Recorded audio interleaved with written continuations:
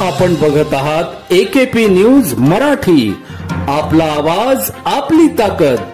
Subscribe करा, share करा, like करा. AKP news Marathi.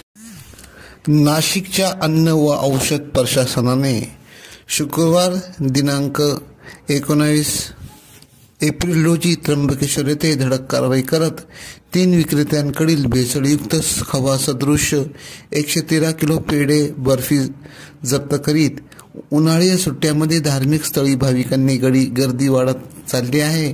या पार्श्वभूमीवर अन्न व औषध प्रशासनाने खाद्यपदार्थांमधील भेसळ रोखण्यासाठी धडक कारवाई सुरू केली आहे.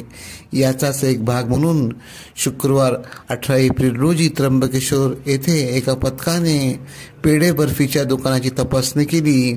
मंदिर परिसरातील भोलेनाथ स्वीट, नित्यानंद पेढा सेंटर व भोलेहर प्रसाद पेढा भांडार येथून 54,000चा 113 किलो कुंदा व हलवा या नावाने पेढे बर्फी तयार करण्यासाठी वापरला जाणारा खवा जप्त केला.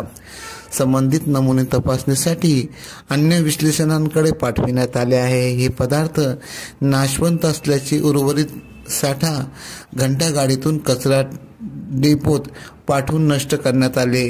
सदरची कारवाई नाशिक येथील अन्न सुरक्षा अधिकाऱ्यांनी केली.